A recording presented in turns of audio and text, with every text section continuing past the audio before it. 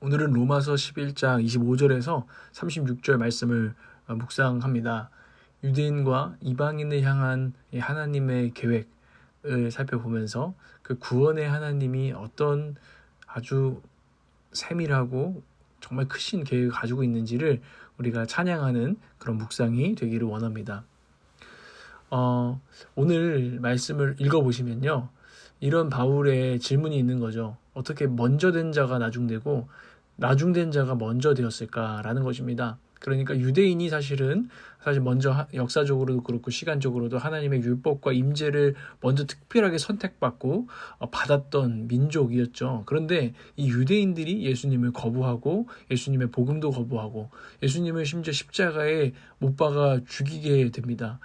그리고서도 예수님을 계속해서 회개하고 돌아오는 아주 일부의 유대인들이 있었지만 또 많은 수의 유대인들은 여전히 예수 그리스도를 그 구원의 메시아를 받아들이지 않았죠. 바울의 입장에서는 아니 저들이 먼저 정말 그 시대 가운데 하나님과 함께 동행해왔던 민족인데 정말 결정적인 예수 그리스도의 복음이 정말 선포되고 드러났을 때 어떻게 저들은 오히려 하나님의 구원 바깥에 있는, 바울의 복음의 관점에서는 바깥에 있는 사람이 되었는가, 먼저 된 자가 어떻게 나중되었는가 라는 아주 신학적인 하나님 앞에 질문들이 있었던 것입니다. 또 다른 이외에 교회 사람들도 그런 질문들이 있었겠죠. 그러니까 결국 나중된 자, 이방인들이 이제 예수님을 믿고 교회에 들어오고 어느 순간 되니까 유대인보다 이방인이 더 많아진 거예요. 그러니까 어떻게, 이게 참 아이러니다. 나중된 자가 먼저 되어버렸구나 라는 안타까움과 어떤 질문들이 있었다라는 것이죠. 이것을 오늘 우리 시대에 또 적용하자면, 물론 지금도 유대인들이 있기 때문에 그 유대인들을 향한 하나님의 역사를 볼 수도 있겠지만, 저희도 교회에 보면은, 여러분도 주변에도 보시면은 먼저 된 자가 나중되고 나중된 자가 먼저 되는 경우가 있지 않습니까? 참 안타까운 경우라고 할 수 있겠는데요. 누군가는 참 열심히 믿음 생활을 했는데 어떻게 보면은 타락하고 퇴보하여서 신앙생활에 대한 열심과 헌신도 떨어져 버리고 하나님과의 관계도 너무 멀어져 버리고 심지어는 교회에서 또 떠나고 신앙생활을 완전히 떠나는 그런 저의 동생들과 저의 친구들도 있거든요. 이런 사람들, 그때 분명히 제 은혜 받고 분명히 하나님을 알았는데 어떻게 저렇게 돼버렸지? 너무 답답한 마음들이 우리 안에도 있는데요. 그들을 어떻게 생각하고 그들에 대해서 어떻게 대해야 할까라는 것을 오늘 이 말씀은 우리에게 말씀해 준다라고 저는 생각합니다. 그들을 어떻게 생각하고 대해야 될까요? 잘못된 반응에 대해서 바울은 이 긴 본문 속에서 말하고 있는데요.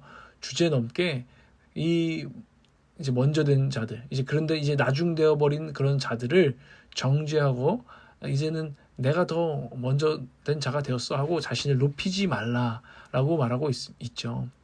예, 그렇습니다. 우리도 은혜로 정말 구원받았다면은 우리가 다시 그 은혜를 버리고 어떻게 교만해진 태도로 그들을 볼 수가 있겠습니까? 그리고 또 마치 최종적으로 그런 사람들이 교회를 떠났기 때문에 하나님께 버려진 것처럼 그렇게 과하게 안타까워하지 말라라는 메시지를 저는 받습니다. 과하게 안타까워하는 거, 과하다는 거죠. 마치 진짜 저는 지옥에 끝났어 이런 것처럼 과하게 안타까워할 필요는 없다는 것을 저는 오늘 메시지로 보게 됩니다. 이 후회가 없으신 하나님의 부르심과 은혜를 여기 바울이 말하고 있잖아요. 하나님께서 29절에 하나님께서 주시는 고마운 선물과 부르심은 철회되지 않습니다 라고 말하고 있죠. 근데 우리가 뭔데 과하게 걱정한다는 것입니까? 후회가 없으신 하나님의 부르심과 은혜를 업신여겨서는 안 되고 오히려 믿음을 사용해야 된다는 것이죠. 그런 사람들에 대해를 볼 때에. 과한 걱정은요, 이런 경우가 훨씬 많다는 거예요. 사실 진짜 걱정이 아니라 은근히 깎아내리는 그런 걱정인 경우도 많기 때문에 과한 걱정, 솔직히 말하면 걱정하는 척 좀 그만하고 하나님을 믿으라는 것입니다. 이게 더 올바른 태도가 될 것입니다. 또한 그러면은 예를 들어서 타락한 우리 신앙인들, 이 사람들을 보면서 그 사람들이 했던 사역들, 그 사람들이 말했던 설교들, 이거 다 잘못된 거야, 다 허탈한 거야 하고 너무 실족할 필요도 없다는 것을 오늘 우리는 배우게 되는 거죠. 때로는 그런 일들이 사실 심심치 않게 들려오지 않습니까? 정말 우리에게 은혜스러운 설교를 했던 그 목회자가 타락하여서 정말 하나님을 하나님 없는 것 같이 되어서 그런 방황하고 정말 우리를 실망시키는 경우들이 있지 않습니까? 그런데 우리가 그것 때문에 마치 나무를 완전히 뿌리 뽑은 것처럼 실망할 필요는 없습니다.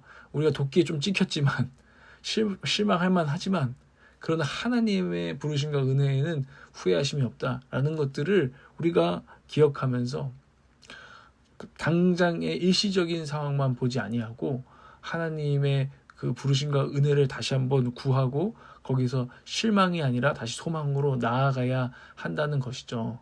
그래서 그 설교나 그들의 사역들 이전에 있었던 그런 것들이 설사 어떤 사건에 의해서 실망스럽게 된다고 할지라도 그것들을 하나님의 역사가 아니다라고 부정하지 않고 겸손하게 지켜볼 필요가 있는 것이죠. 그런 실수와 실족함 가운데서도 합력하여 선을 이루실 것을 우리는 오직 바라보면서 믿고 겸손히 기다려야 하는 것입니다. 여러분 가운데도 혹시 믿음의 어떤 내가 의지했던 그런 사람의 어떤 실망스러운 모습 때문에 너무나 낙담했다면 오늘 아니다. 그래도 하나님의 그 부르심과 은사에는 선물에는 후회하심이 없으니 기다려보자. 하나님이 회복하실 거야. 이렇게 믿으시기를 바랍니다. 그리고 하나님이 기뻐하시는 반응이 무엇입니까?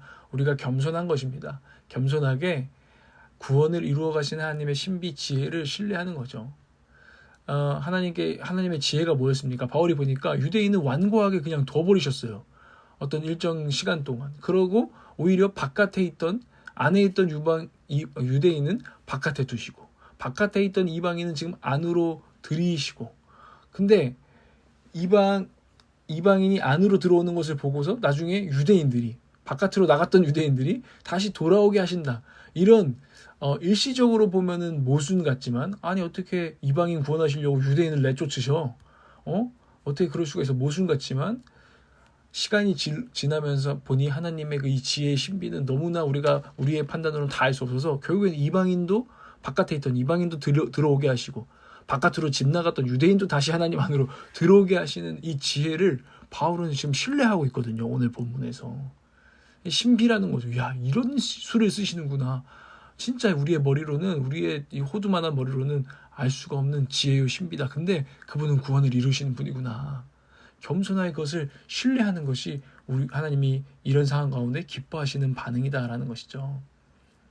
그리고 모든 사람이 구원을 받기 원하시는 분, 그 누구보다 이방인도 유대인도 하나님 나라로 들어오기를 원하시는 그 하나님이 일하시고 계신다는 것을 우리는 신뢰하는 것이죠. 하나님 아버지 집 나간 자식도요 엄청 사랑하십니다. 옛날에 열심히 했다가 열심히 지금 저버리고 집 나간 자식 하나님이 미워하실까요? 하나님이 그도 질투하시면서 진노하시지만 하나님 그래도 엄청 사랑하신다라는 것입니다. 그러니 우리의 첫 번째 반응은 그 구원의 하나님의 일하심과 역사하심을 신뢰하면서 오늘 바울처럼 찬양하는 것이죠. 32절에서부터 바울이 찬양하는데요. 하나님께서 모든 사람을 순종하지 않는 상태에 가두신 것은 하나님이 완악하게 내버려 두신 것은 그들에게 자비를 베푸시려는 것입니다. 이해가 안 되는 신비죠. 근데 찬양하기 시작합니다. 33절 하나님의 부유하심은 어찌 그리 크십니까? 하나님의 지혜와 지식은 어찌 그리 깊고 깊으십니까? 그 어느 누가 하나님의 판단을 헤아려 알 수 있으며 그 어느 누가 하나님의 길을 더듬어 찾아낼 수 있겠습니까? 누가 주님의 마음을 알았으며 누가 주님의 조언자가 될 수 있겠습니까? 누가 먼저 무엇을 드렸기에 주님의 답례를 바라겠습니까? 만물이 그에서 나고 그로 말미암아 있고 그를 위하여 있습니다. 그의 영광이 세세히 있기를 빕니다. 아멘. 이게 신뢰하는 자의 찬양입니다.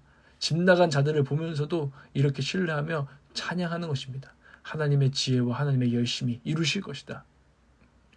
바울이 긴박감이 없는 사람이에요? 구원에 대해서 아니에요. 유대인 동족의 구원을 누구보다 긴박하고 진심으로 열망하는 사람이에요. 근데 그의 먼저 태도는 신뢰예요. 하나님을 신뢰하는 거. 바울은 유대인 동족 빨리 구원하고 싶어서 정말 혈안이 된 사람이에요. 바울이 이렇게까지 말했어요. 내 구원 취소시키고 저들을 구원해 주신다면 나 한 명 그냥 지옥에 가더라도 저들을 구원하고 싶은 정도로 나는 저들을 사랑한다 했던 사람이에요. 그런데 그는 교만하지 않게 하나님보다 앞서지 않고 하나님을 신뢰했다는 것입니다. 하나님의 때에 하나님의 방법으로 다시 돌아올 것을.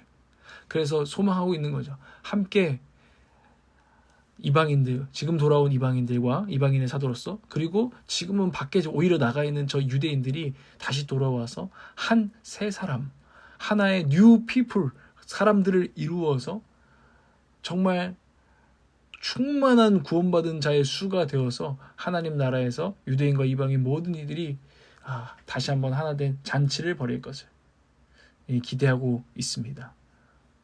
그런 마음이 될 때에만 우리는 그런 사람들에 대해서 환대가 가능한 거예요. 돌아왔을 때 정말 겸손하고 기쁜 마음으로 아이고 돌아오셨구나, 너무 잘됐다, 그냥 이런 마음. 아이고 네가 옛날에는 먼저 되더니 나가가지고 고생했지, 뭐 이런 얄팍한 마음이 아니라, 편협한 마음이 아니라, 큰아들 있잖아요, 탕자가 돌아왔을 때 잔치를 회방 놓는 그런 영혼이 아니라, 여러분 우리가 정말 아버지의 마음으로 우리의 형제 자매들을 환대하는 그런 공동체, 그런 사람이 될 것입니다. 오늘 생각해 보십시오. 오늘 내 주변에 하나님께 멀어져서 저 바깥에 있는 영혼 누구 있습니까? 그들을 위해 먼저 해야 할 일은 무엇입니까? 그들을 향한 구원의 계획을 가지고 계신 하나님을 신뢰하고 찬양하시기 바랍니다. 그리고 그 찬양하기 시작할 때 걱정하거나 과하게 걱정하거나 괜한 염려를 하는 것이 아니라 하나님을 찬양하기 시작할 때 하나님의 구원의 계획이 우리에게도 공유되어지고 우리에게도 펼쳐지고 우리가 그 일에도, 하나님의 일에도 참여하게 되어서 우리가 구원의 역사들을 맛보게 될 것입니다. 제발 내가 누구 다시 돌아오게 할 거야, 내가 고쳐 놓을 거야, 영웅이 되려고 하지 마시고요. 먼저 하나님의 일하심을 겸손히 신뢰하고 사람들에게도 겸손히 다가가는 우리가 되어지기를 원합니다. 그분을 믿으십시오. 그리고 그런 사람들을 위해, 오늘 생각나는 사람들을 위해 기도하고 기대하고 언제나 환대할 준비를 하는 우리가 되기를 원합니다. 기도하겠습니다. 하나님 아버지, 우리가 오늘도 하나님의 구원의 계획을 믿습니다. 저를 구원하신 하나님의 섭리를 하나님 다시 한번 찬양하고 그 은혜를 감사드립니다. 그리고 하나님께서 우리 주변에 아직도 이방인처럼 하나님 바깥에 있는 정말 한 번도 하나님을 믿지 않았던 사람들, 또 하나님 안에 있다고 교회 안에 또 신앙생활 안에 들어왔었지만 지금은 어떤 이유에서인지 지금 바깥에 있는 사람들, 그 모든 이들을 하나님께서는 구원해 가시는 분이신 줄 믿습니다. 우리가 그것을 신뢰하며 찬양하고 우리도 동참하는, 겸손히 동참하는 우리가 되어지게 하여 주시옵소서. 예수님의 이름으로 기도합니다. 아멘.